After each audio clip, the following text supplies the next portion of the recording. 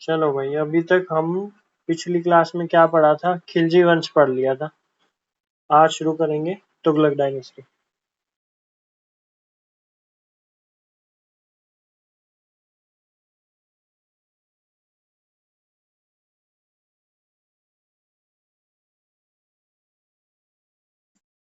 Last class में discuss किया था सबसे लंबा टाइम पीरियड किस डायनेस्टी का रहा है? प्रेरणा?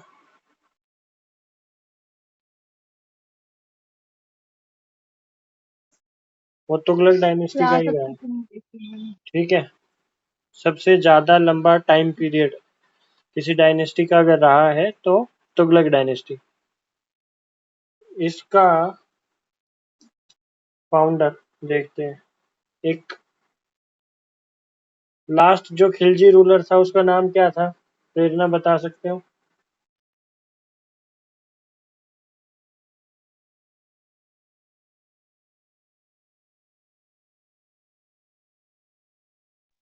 गयासुद्दीन।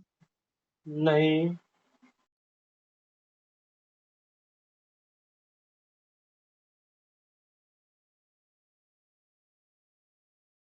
सोचो।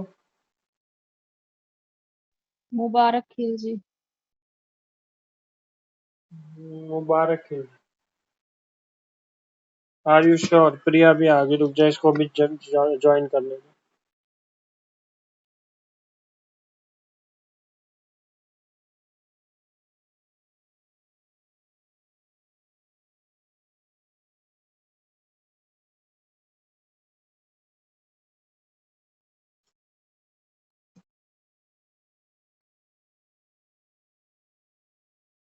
प्रिया ज्वाइन कर चुके हो क्या?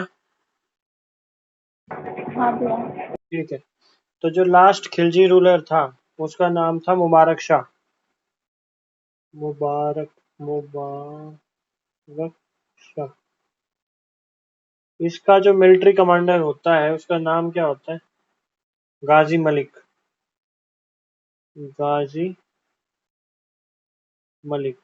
और ये जो गाजी मलिक था, कहाँ का गवर्नर बनाया हुआ था? Governor of Punjab. और पंजाब में भी एक जगह है, दीपालपुर। दीपालपुर, पंजाब।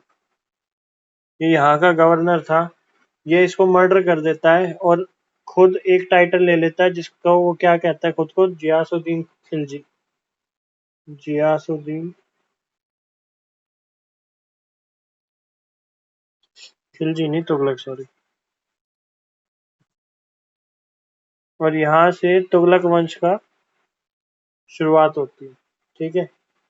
ये बंदा तुगलकाबाद फोर्ट का निर्माण शुरू करवाता है। तुगलकाबाद तुगलकाबाद फोर्ट का निर्माण शुरू करवाता है। ठीक है। जो लगभग 5 साल में कंप्लीट हो गया था। इसके अलावा इसका एक कॉन्टेम्पररी संत कह सकते हैं। उसके दौरान एक संत था जिसका नाम था, ये सूफी सेंट था, सूफी सेंट निजामुद्दीन औलिया। ठीक है। इसने इसको कहा था हुनूस दिल्ली दूर अस्त। यानी इसका अर्थ ये है कि तुगलक अभी दिल्ली जो है दूर है। ठीक है।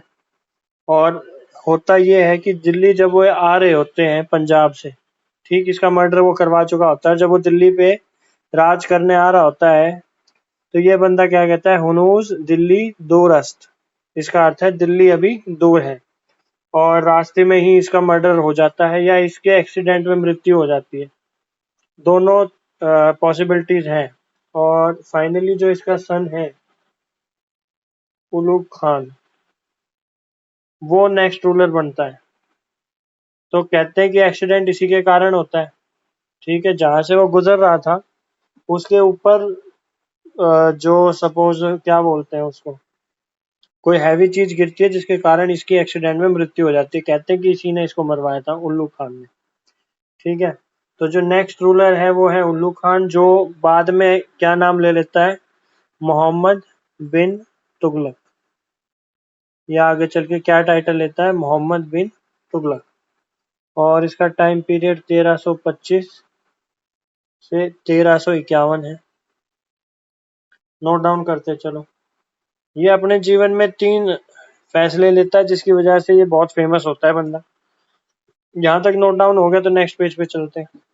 ये नोट डाउन हो गया? हाँ भैया। ठीक है, तो ये अपनी जीवन के 3 मुख्य फैसले जिसकी वजह से ये ज्यादा बदनाम हो जाता है। पहला फैसला, क्योंकि भारत बहुत बड़ा इन्होंने कब्जा लिया था, भारत का एरिया, तो ये दिल्ली से साउथ के राज्यों पे कब्जा या फिर उन पे शासन अच्छे से नहीं कर पा रहे थे। तो ये फरमान निकालता है कि हम दिल्ली से दौलताबाद अपनी कैपिटल शिफ्ट करते हैं। तो he shifted is capital from Delhi to Daulatabad. Daulatabad कहाँ है, कोई बता सकता है? दौलताबाद महाराष्ट्र के अंदर। ठीक है, तो उस समय ज्यादा ट्रांसपोर्ट के मीडियम नहीं थे, तो कैसे लोग पैदल लेके गया होगा। वहां पे जाते जाते कुछ लोग मर जाते हैं, 1-2 साल के अंदर वहां सूखा पड़ता है, और सूखा पड़ने के कारण वो कहता है वापस दिल्ली चलो, क्योंकि दिल्ली वाली जो स्थान था वहां पे उनका कंट्रोल लूज होने लगता है।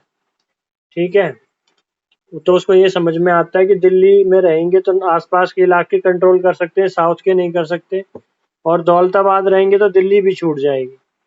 तो वापस दौलताबाद से दिल्ली सारी जनता को लेकर वापस आता है। काफी सारे लोग इसमें मर जाते हैं, और इसके खिलाफ जो है, मतलब लोगों के अंदर इसके प्रति आक्रोश, मतलब ये कैसा रूलर है। ठीक है, तो इसको ऐसे उस नजरिए से देखने लगते हैं। सेकंड, इसका जो डिसीजन था, इस बंदे ने क्या करा, टोकन करेंसी जारी कर दी। टोकन करेंसी का अर्थ क्या है? उस जमाने में क्या होता था कि भाई अगर एक कॉइन है, सपोज सिल्वर का कॉइन है, और उस सिल्वर की कॉइन की वैल्यू ₹100 है, तो इसका मतलब ये होता था कि उसमें 100 रुपए का सिल्वर होगा। बट टोकन करेंसी क्या होती है, जैसे एक पेपर का नोट, अगर इस पे 50 लिख दिया तो ये 50 रुपए का। एक और नोट है, उस पे 500 लिख दिया तो 500 रुपए का। कागज की वैल्यू चाहे 200 रुपए हो या 2 ही रुपए का कागज हो। तो इस तरीके की करेंसी इस बंदे ने चलवाई थी। ठीक है, और इसने उस समय सिल्वर के कॉइन्स चलते थे, तो इसने क्या कहा, भाई सिल्वर मत चलाओ, कॉपर के सिक्के चलाओ।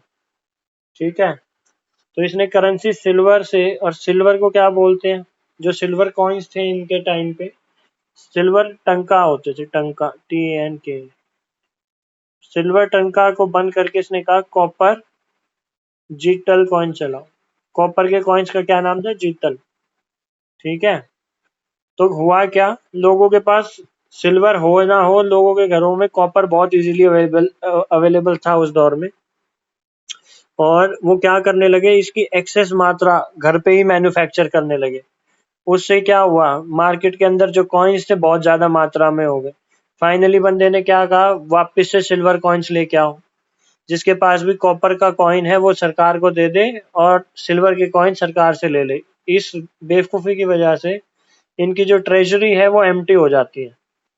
तीसरा बड़ा डिसीजन, अब ट्रेजरी भी एम्प्टी होने लग गई, तो उसको रिप्लेस करने के चक्कर में वो दोआब रीजन के अंदर टैक्सेस बढ़ा देता है। दोआब रीजन के अंदर टैक्सेस बढ़ा देता है किसानों के ऊपर। बट बदकिस्मती से वहां पे भी फेमाइन आ जाता है, सूखा पड़ जाता है, अकाल आ जाता है। वहां पे लोग अब टैक्स नहीं पे कर पा रहे, तो मनों में और लोगों के क्या होने लगा ना कि यार ये कैसा रूलर है कि चला ही नहीं पा रहा है। ठीक है, टैक्सेस वो इंक्रीज कर देता है। तो बेसिकली 3 चीजें जिसपे लोग बड़े परेशान हुए इससे, और दुनिया इसको याद रखती है। और यहाँ तक कि जो इसके कोर्ट पोएट्स वगैरह थे इसको सच में पागल बोलते थे। अभी हम आगे डिस्कस करेंगे किसने, मतलब क्या क्या इसके बारे में कहा गया। इसलिए कहा जाता है तुगलकी फरमान। तो तुगलकी फरमान इसी के नाम पे ये एक आजकल का स्लैंग है जो यूज किया जाता है। ठीक है, यहाँ पे अब अच्छा, यहाँ पे भैया टैक्सेस इसे बढ़, प्रिंस ऑफ मनियर्स भी कहा जाता है। प्रिंस ऑफ मनियर्स भी कहा जाता है, करेक्ट। अब इसके अंदर क्या हुआ, अब इसको लगा यार ये टैक्स तो पे नहीं कर पाएंगे। अब ये बंदा कहता है हमसे लोन ले लो। तो इसने एक लोन की स्कीम निकाली थी जिसका नाम था टकावी, टकावी लोन्स। और ये टकावी लोन्स किस पर्पस के लिए थे? कल्टीवेशन, याद रखना। कि कल्टीवेशन के लिए जो लोन इसने रिलीज किए थे उनका नाम क्या था? टकावी। ठीक है। उसके बाद एग्रीकल्चर के लिए एक सेपरेट डिपार्टमेंट बनाया गया जिसका नाम था दीवान ए खोई, दीवान ए खोई। ये कौन सा डिपार्टमेंट था? एग्रीकल्चर से रिलेटेड, रिमेम्बर दिस। ठीक है।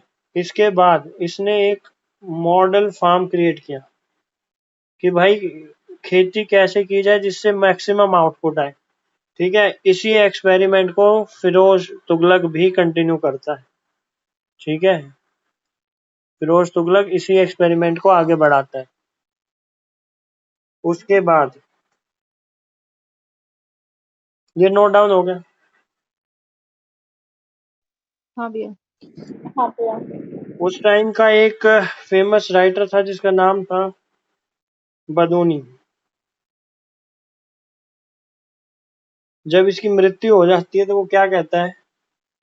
Finally Sultan was freed from people, was freed from people and people from सुल्तान। इसका अर्थ ये हुआ कि सुल्तान को लोगों से मुक्ति मिली और लोगों को सुल्तान से। तो ये किसने कहा? बादुनी ने। ओके। एक और इसके टाइम पे एक लेखक रहा है, उसका नाम था बरानी, BARANI। इसने इसको क्या कहा है? Mixture of opposites, mixture of opposites. ऐसा क्यों कहा? क्योंकि कई फरमान इसके बहुत गंदे निकले और कई बहुत अच्छे, जैसे कि इसने एग्रीकल्चर के लिए डिपार्टमेंट्स बनाए। ठीक है भाई। कल्टीवेशन के लिए लोन्स कैसे दिए जाएं ऐसी स्कीम्स लेके आया। पर कई बड़े बेवकूफ़ी भरे फैसले इस बंदे ने लिए। आगे चलते हैं। अच्छा हाँ, इससे रिलेटेड एक और इम्पोर्टेंट लाइन है, कहाँ लिखूं? यहाँ लिखता हूँ।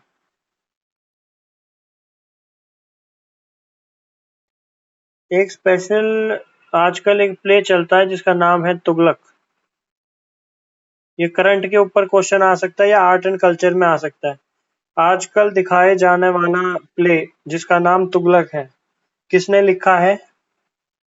गिरीश कर्नाड ने। ये करंट में भी आ सकता है और ये तुम्हारे आर्ट एंड कल्चर का क्वेश्चन भी बन सकता है। ये तुगलक प्ले किसने लिखा है? ठीक है। कोई डाउट्स? आगे चलें। ओके भैया।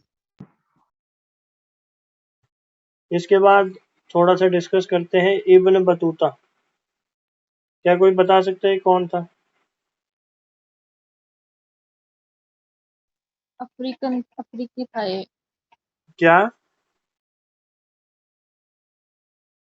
ये एक मोरक्को से आया हुआ एक ट्रैवलर था, मोरक्को। और कहते हैं कि लगभग आज की दौर की 40 कंट्रीज इस बंदे ने ट्रैवल की होंगी। और केवल ट्रैवल नहीं, वो वहाँ पढ़ाई करता था और आगे बढ़ता था, यहाँ तक कि मक्का मदीना में भी इसने पढ़ाई की थी। और इसकी क्या बोलेंगे, नॉलेज देख के, इब्न बतूता की नॉलेज देख के मोहम्मद बिन तुगलक ने इसको एक पोस्ट भी ऑफर की थी और ये क्या बना दिया था? चीफ काजी। चीफ काजी इसको नियुक्त किया था मोहम्मद बिन तुगलक ने।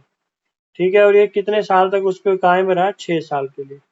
उसके बाद ये बोलता है मुझे जाने दो। किसको बोलता है? तुगलक साहब को।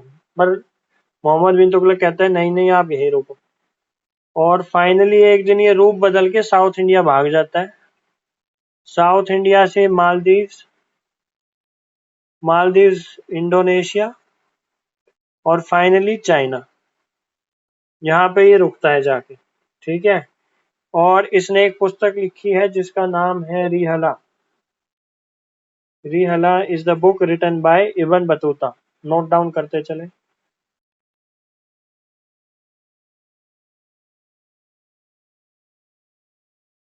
क्लियर है?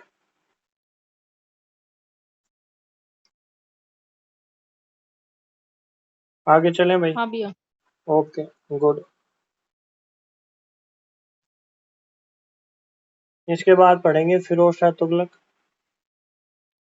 फिरोज शाह तुगलक। ये बंदा भी बहुत सारी सिटीज बसाने के लिए फेमस है, और ज्यादातर सिटीज इसने फिरोज किस नाम से बसाई थी? फिरोजाबाद। इस नाम से इसने बहुत सारे टाउन्स या शहर बसाए, ठीक है। ये मोहम्मद बिन तुगलक का कजन था। तो हुआ ये कि मोहम्मद बिन ये तुगलक जो था, कहीं पे ये युद्ध के लिए गए हुए थे और वहां पे अचानक से उसकी मृत्यु हो जाती है। तो युद्ध की स्थिति में जो उसके सैनिक होते हैं वो इसको राजा बना देते हैं, ठीक है। और मतलब ये जब ये राजा बनता है तो ये जवान नहीं था कि भाई जैसे बाकी यंग होते हैं ना कि भाई 20-25 साल, नहीं, इसकी एज कम से कम 40-45 या इवन मोर देन दैट हो सकती है, ठीक है। तो इसने एक वजीर रखा था। ये बन जाता है क्वेश्चन, इंपॉर्टेंट है। वजीर जिसका नाम था खाने जहान मकबल। ये बेसिकली कन्वर्टेड मुसलमान था। ये पहले तेलुगु ब्राह्मण था जो बाद में मुस्लिम बना, ठीक है। इससे पहले जो भी वजीर बनते थे ये वहां से जो भी लोग आए हुए थे तुर्की से, या जो टर्क्स जिसको हम कहते हैं, वो ही लोग वजीर वगैरह बनते थे। तो ये पहला जो बंदा था जो कि इंडियन, मतलब या कह सकें कि कन्वर्टेड मुस्लिम था, ठीक है। अच्छा, इसने उड़ीसा और सिंध के ऊपर एक सक्सेसफुल कैंपेन रन किया जिसमें वो जीत जाता है। पर कई सारे राज्य जो इसके हाथ से निकल गए वो थे बंगाल, मालवा और गुजरात। ये वो लूज कर जाता है। जो जीतता है कौन कौन से? उड़ीसा और ठटा ठट, ये बेसिकली सिंध का ही पार्ट है, ठीक है। ये जीतता है और ये हारता है। इक्ता सिस्टम शुरू करता है। इक्ता सिस्टम, बेसिकली इक्ता सिस्टम क्या होता था? इक्ता सिस्टम के अंदर क्या है, किसी एक मतलब राज्य का कोई एक टुकड़ा एक बंदे को दे देंगे जिसको क्या बोलेंगे, इक्तदार बोलेंगे। वो बंदा वहां टैक्स इकट्ठा करेगा, आर्मी मेंटेन करेगा, डिसिप्लिन मेंटेन रखेगा, ठीक है। तो ये इक्ता सिस्टम इस बंदे ने शुरू किया था और इसको हेरिडिटी भी बना दिया। पहले क्या होता था, जो अच्छा काम करता था उसको देते थे, पर इस बंदे ने उसको हेरिडिटरी बना दिया। उसके बाद से जो फिर, और बेसिकली इससे फायदा किसको हुआ? नोबल्स, जो दरबारी थे उनको सबसे ज्यादा फायदा हुआ, क्योंकि ज्यादातर ऐसे जो फायदे या लैंड होते थे वो राजा अपने मंत्रियों को ही बांट देता था कि तुम उधर संभालो। तो मंत्री का बेटा भी अगला इक्ता सिस्टम संभालने वाला जो है बंदा बन जाता था। उसके अलावा अपनी जो राज्य जब वो चलाता था तो उलेमाओं की बहुत सुनता था, यानी बहुत ही ज्यादा रिलीजियस बंदा था। जो उलेमा बोल देगा वैसा ये करते थे, ठीक है। नॉन मुस्लिम्स के ऊपर यानी हिंदूज के ऊपर जिजिया टैक्स लगाता था। जिजिया टैक्स ऑन नॉन मुस्लिम्स, ठीक है। क्योंकि ये सुन्नी मुसलमान थे तो शियाज को, हिंदू को और सूफी संतों को सेकंड क्लास सिटीजन माना जाता था कि ये छोटे दर्जे के लोग हैं, ठीक है। ये पहला सुल्तान था, first sultan to impose irrigation tax. Basically इसने क्या किया था, बहुत सारी कैनाल्स पे काम किया था कि भाई नदियों से पानी सीधा खेतों तक, यानी एग्रीकल्चर की फील्ड में इस बंदे ने बहुत काम किया था, बट उस एवज में ये टैक्स भी लेता था। ठीक है, तो जो दो बड़ी कैनाल्स जो इसकी हिस्ट्री में हम स्टडी करते हैं, यमुना से हिसार, यमुना टू हिसार पहली कैनाल, और सतलुज से हांसी, सतलज टू हांसी, ये लगभग 200 किलोमीटर दूरी पे है। ठीक है, यानी इतनी बड़ी कैनाल उस टाइम पे बनाना, तो इनका जो मतलब क्या बोल सकते हैं, क्या बोलेंगे, इंजीनियरिंग या आर्किटेक्चर बड़ा सॉलिड रहा होगा। ठीक है, उसके अलावा आसपास में हॉर्टिकल्चर, यानी जहाँ पे फोर्ट बनाएगा उसके चारों तरफ बहुत सारे पेड़ होने चाहिए, हॉर्टिकल्चर को बहुत एनकरेज करता था, ग्रीनरी होनी चाहिए आसपास।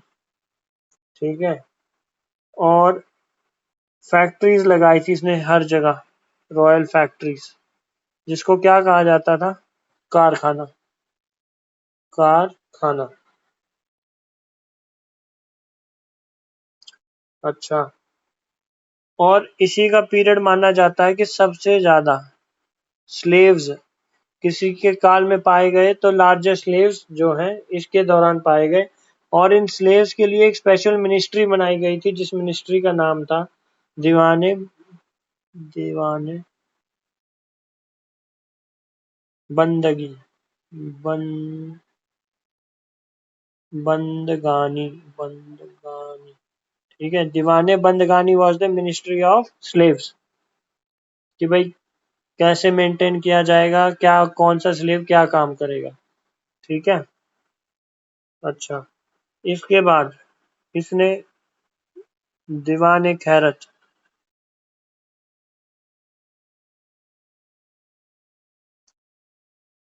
ये बेसिकली चैरिटी के लिए था, और चैरिटी भी किसके लिए, ऑर्फन्स एंड विडोज, अनाथों के लिए और विडोज के लिए एक डिपार्टमेंट बनाया जिसका नाम था दीवाने खैरत। ठीक है, फ्री हॉस्पिटल्स का निर्माण करवाया गया, जहाँ पे इनको फ्री इलाज वगैरह मुस्लिम्स को दिया जाए, जो गरीब मुस्लिम हैं उनके लिए। प्लस में मैरिज ब्यूरोज, मैरिज ब्यूरोज खोले गए गरीब मुसलमानों के लिए। ये दोनों चीज मुस्लिम्स के लिए थी। ठीक है, और इंटर मुस्लिम्स भी, जैसे अफगानी अफगानी में शादी करेंगे, तुर्की तुर्की में, और इंडियन मुसलमान इंडियन मुसलमान में, कोई इंटर, उसको क्या बोलेंगे, इंटरफेथ बोल सकते हैं क्या, नहीं इंटरफेथ भी नहीं बोल सकते, इंटर कल्चर बोल सकते हैं, कि भाई इनका अफगानियों का कल्चर डिफरेंट है, तुर्कियों का अलग है, तो सब अपने अपने कल्चर में शादी करना अलाउड था। ठीक है, यहाँ तक नोट डाउन हो गया। लगभग हाँ भैया। 300 न्यू टाउन्स बजाए, 300 नए टाउन बसाए थे इस बंदे ने। ठीक है, दिल्ली के अंदर जो है उसका नाम है फिरोजाबाद, बहुत सारे फिरोजाबाद बसाए हैं इसने। ठीक है, दिल्ली के अंदर जो है फिरोजाबाद, और जिसके अंदर famous cricket stadium Firoz Shah Kotla है, फिरोज शाह कोटला, फिरोज शाह कोटला क्रिकेट स्टेडियम बड़ा फेमस है। ठीक है, एक बार कुतुब मीनार के ऊपर बिजली गिर गई थी, तो ऊपर के 2 माले टूट गए थे। कुतुब मीनार को रिपेयर भी इसने करवाया था, कुतुब मीनार रिपेयर्ड। ठीक है, इस बंदे ने कुतुब मीनार भी रिपेयर करवाई थी। यहाँ तक नोट डाउन हो गया।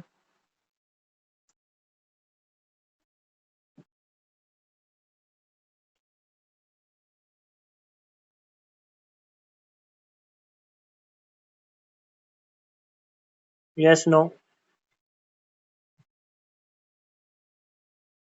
बोलो भाई।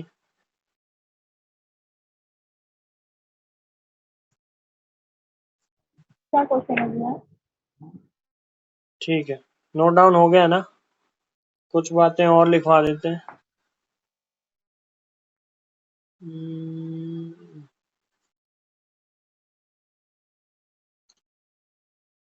इसके दरबार में या इसके आसपास आवाज आ रही है ना?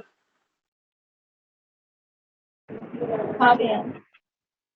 बरानी और अफीफ जैसे फेमस जो लेखक वगैरह मौजूद थे, इसी ने 2 अशोक पिलर्स को शिफ्ट करवाया था। कहाँ से? फ्रॉम अंबाला एंड मेरठ, और लाके कहाँ रखवा दिए? दिल्ली के अंदर। दिल्ली में 2 जगहों पे रखवाए। एक तो फिरोजाबाद के अंदर, फिरोजाबाद कुतुब मीनार के पास होगा ये शायद, फिरोजाबाद। और दूसरा एक पैलेस है जिसका नाम है हॉन्टिंग पैलेस, या हंटिंग पैलेस, सॉरी हॉन्टिंग नहीं, हंटिंग, हंटिंग पैलेस। ये बेसिकली इसने अपने शिकार करने के लिए जगह बनाई थी। कहाँ पे है ये? इन नॉर्थ दिल्ली रिज, ठीक है। तो यहाँ पे इसने अशोकन पिलर्स मंगवाए थे अंबाला से और मेरठ से, और फिरोजाबाद और हंटिंग पैलेस के अंदर फिट करवाए थे, ठीक है। इसकी टूम कहाँ पे है? हौस खास के अंदर। हौस खास अगर कभी जाने को मिले तो देख के आ सकते हो, वहाँ एक लेक वगैरह भी बनाई हुई है। और 1388 में इसकी मृत्यु होती है, ठीक है। जैसे ही इसकी मृत्यु होती है, जो सुल्तान है छोटे मोटे, जो नया किंग बना होगा, और नोबल्स के अंदर हमेशा कलह कलेश रहने लगता है, काफी लड़ाइयाँ होने लगती हैं, और सुल्तनत जो है वीक हो जाती है। इसी दौरान 1398 के अंदर करीना कपूर का बेटा तैमूर, वो इंडिया पे हमला कर देता है, ठीक है। और उसको दिल्ली बड़े प्यार से मिल जाती है, यहाँ पे वो खूब लूटपाट करता है दिल्ली के अंदर, ठीक। और यहाँ से जाता जाता अपना एक गवर्नर जिसका नाम था खिजर खान, खिजर खान, वो अपॉइंट करके वो वापस चला जाता है। खिजर खान मुल्तान का गवर्नर है। मुल्तान एक जगह है आज के पाकिस्तान के अंदर, ठीक है। और वहां पे ये इस बंदे को छोड़ के चले जाते हैं कि भाई हमने तो लूटपाट कर लिया, तू यहाँ राज कर। फाइनली क्या होता है, जब ये क्या बोलते हैं, तिमूर विमूर मर जाते होंगे, उसके बाद खिजिर खान जो है फाइनली दिल्ली पे कब्जा करता है, और वहां पे सैयद डायनेस्टी की नींव रखता है, सैयद डायनेस्टी। तो अब जो नेक्स्ट डायनेस्टी हम पढ़ेंगे दैट इज सैयद डायनेस्टी। यहाँ तक की हिस्ट्री समझ में आ रही है भाई? आगे चलें? हाँ भैया। Okay good. तो सैयद डायनेस्टी के बारे में अब हम पढ़ेंगे।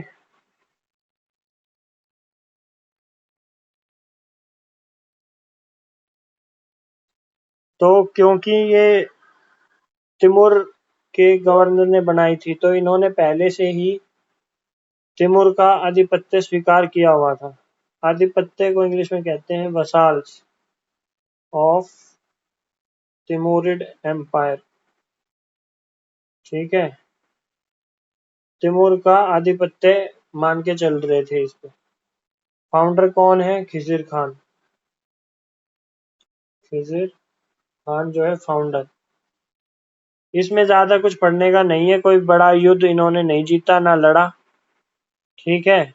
यहाँ तक कि जो आखिरी रूलर था जिसका नाम था आलम शाह, इसके पास एक आदमी आता है जिसका नाम था बलौल लोदी, और वो बड़े प्यार से इसको कहता है भाई दिल्ली की सीट छोड़ दे, और ये इसको दिल्ली का थ्रोन बिना युद्ध के देकर बादून एक जगह है उधर चला जाता है। कहाँ चला जाता है? बादून। यहाँ पे ये रिटायर हो जाता है और अपनी अंतिम सांसें इधर ही लेता है। कौन? आलम शाह, विदाउट एनी फाइट। सीधा ये लोदिया आके बोलता है अपने दे दे भाई तखत, और ये उसको बड़े प्यार से दे देता है। इतना मतलब अयाश टाइप के लोग ये हो चुके हैं कि कोई लड़ाई नहीं करना, कुछ नहीं करना, और फाइनली ये अपना किंगडम लूज कर जाते हैं। सैयद डायनेस्टी का अंत यहीं, और यहाँ से बलौल लोदी लोदी वंश की स्थापना करता है। लोदी वंश इंपॉर्टेंट है, इसको थोड़ा ध्यान से पढ़ेंगे। लोधी डायनेस्टी।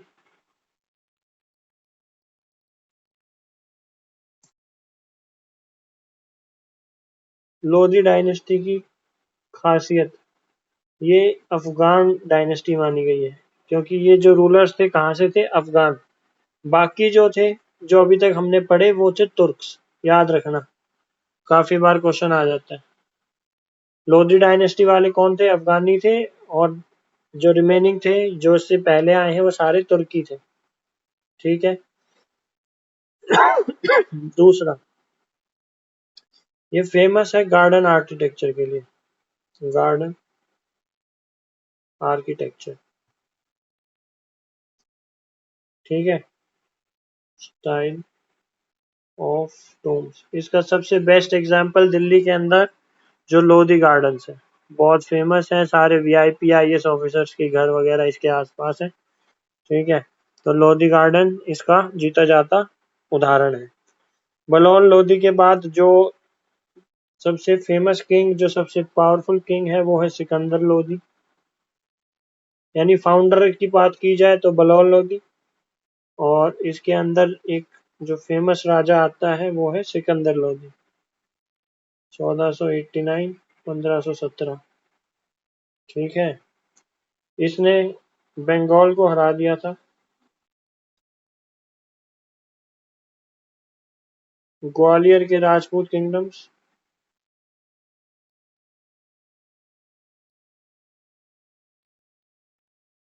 चंदेरी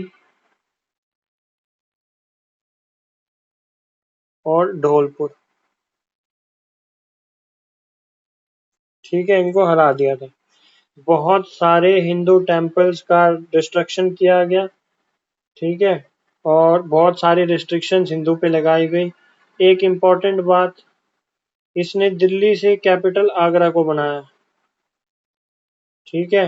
1504 में। ये बहुत इंपॉर्टेंट क्वेश्चन है, कह सकते हैं, पूछ सकते हैं कि आगरा का या आगरा शहर को किसने बसाया था? तो सिकंदर लोधी ने। इसके बाद लास्ट लोधी वंश में आता है इब्राहिम लोधी। बहुत ही ज्यादा एरोगेंट, और नोबल्स की बहुत ज्यादा खुलेआम बेइज्जती करता था। तो जो नोबल्स थे, इनको ये चीज बिल्कुल पसंद नहीं आती थी कि ऐसे क्यों बोलता है। तो फाइनली जो भी नोबल इसके अगेंस्ट बोलता था, तो उसको ये सजाए मौत दे देता था। फाइनली एक इसके दरबार में एक नोबल था जिसका नाम था दौलत खान लोधी। दौलत खान लोधी, ये गवर्नर का पंजाब था, सॉरी, पंजाब का गवर्नर था। और ये फाइनली बाबर को इनवाइट करता है कि आप इंडिया में आए, ऐसा ऐसा करके कोई राजा है, ये किसी की नहीं सुनता है। ठीक है। और इसको ये लगता था कि मैं बाबर को बुलाऊंगा, बाबर तिमुर की तरह लूटपाट करेगा, चला जाएगा, इब्राहिम लोधी मारा जाएगा, और फाइनली राजा मैं बन जाऊंगा। पर इसका उल्टा हो जाता है। बाबर आ तो जाता है, इब्राहिम लोधी को हरा भी देता है, और खुद राजा बन जाता है, जो हम आगे पढ़ेंगे, जो कि फिर मुगल एम्पायर की नींव रखी जाती है यहाँ पे। बाबर और इब्राहिम लोधी के बीच में होता है बैटल ऑफ पानीपत फर्स्ट, या फर्स्ट बैटल ऑफ पानीपत 1526 के अंदर। और फाइनली यहाँ पे लोधी वंश का भी अंत होता है। ठीक है भाई, यहाँ तक कोई डाउट? बोलिए।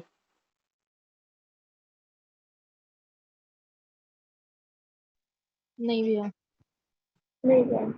तो यहाँ पे हमारा बेसिकली जो है दिल्ली सल्तनत खत्म होता है, मगर अभी जो कुछ टॉपिक्स इससे रिलेटेड बचे हुए हैं, वो है एक तो एडमिनिस्ट्रेशन ऑफ दिल्ली सल्तनत, फिर टैक्सेस के बारे में पढ़ना रह गया है, कॉइन्स क्या क्या चले थे, आर्किटेक्चर के बारे में, म्यूजिक, लिटरेचर, ये 4-5 टॉपिक बचे हैं। प्लस में फिर नेक्स्ट सूफी मूवमेंट वगैरह के बारे में नेक्स्ट क्लास में हम पढ़ेंगे।